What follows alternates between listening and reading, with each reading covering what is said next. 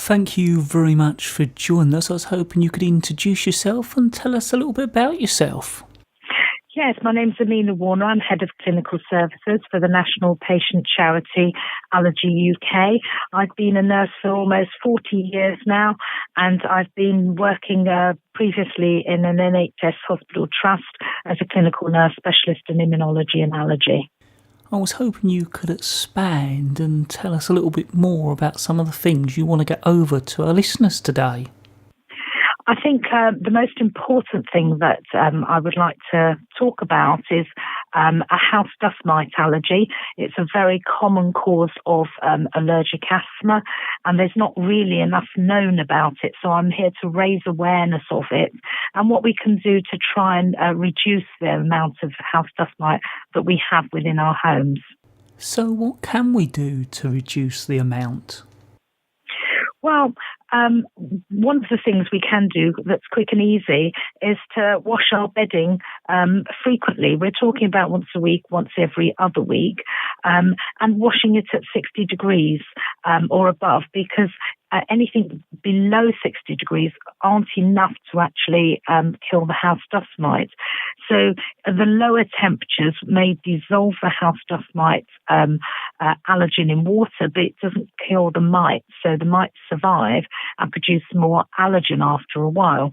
And it is that allergen load, if you like, that can be exacerbates or worsens somebody's asthma if house dust mite is a trigger of their asthma. So is it one of the things that people don't always think that could be the cause? Well, most people don't know about house dust mites because they are microscopic little creatures that everybody has in their home. So people don't realise even they exist. Some people get them muddled up with bed bugs. They are not bugs in any way. These are house dust mites that are so tiny you wouldn't be able to see them with the human eye. So you can't feel them. You can't feel them crawling on you like bed bugs or anything like that. So don't be frightened in that way. But what they do is they live off the human skin scales, and that's what they actually really love to feed on. And then they take their moisture from when we sweat during the night. So they love that humid environment. So in particular, this time of year, we like to keep our windows closed. We like to keep our heating up to keep our indoor environment very lovely and cozy. But the high humidity is a wonderful environment for the house dust mite, so that they will get more and more of them. So by washing at 60 degrees, we're getting rid of them on a regular basis, so they're not left to build up to such an extent that they may produce symptoms in people. So in some ways it's more simple things you can do to stop it, as you could tend to think it needs something like pest control to come in and spray, but it seems that's not the case. No, that's right. It's not about pest control at all, because house dust might live in everybody's house, and you don't need pest control at all. You need just to wash at 60 degrees to get rid of the house dust mite, and wash your bedding on a very frequent basis, because the research was telling us that 12% of 18 to 25-year-olds wait for 3 months between washes. So that's, not frequent at all. So we really need to be thinking about washing on a much more frequent basis. And 85% of people didn't know that their bedding needs to be washed at 60 degrees to kill house dust mites. So if people don't know these things, they could be washing at very much lower temperatures. 30, 40 is what is recommended from a more ecological or environmentally friendly type temperature, but it's not enough to kill the house dust mite. So it's getting that balance right. So things that you can also do is allergen-proof barrier covers on the mattresses, duvets and pillows that you can't wash at 60 degrees. So they have been tested to make sure that the house dust mite allergen, if you like, doesn't escape too much into the environment.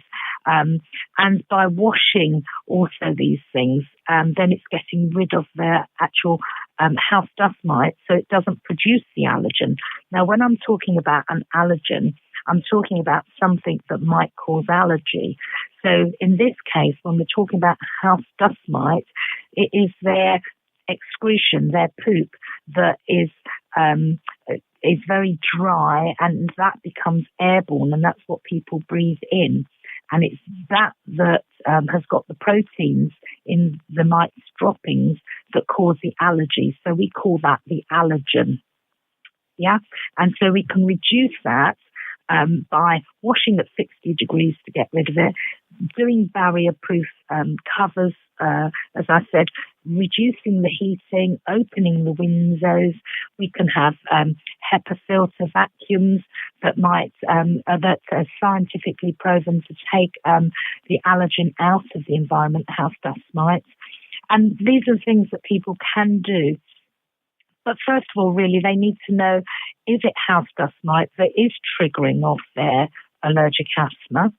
And one of the things they can do is go to the GP and get a test to see if it is house dust mite before they go through any lengthy and expensive things that it might not be the house dust mite allergen. But house dust mite is one of the commonest cause of triggers of allergic asthma. So it's important to think about that as maybe what's triggering off the asthma.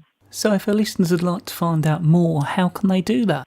We've got a wealth of information on our website, www.allergyuk.org, and we have web chat and helpline, and so there's lots of information and advice on all sorts of allergy, including house dust mite allergy, that your listeners can get. Well, I'd like to thank you very much for taking the time out to talk to us today. It's a pleasure. Thanks. Bye.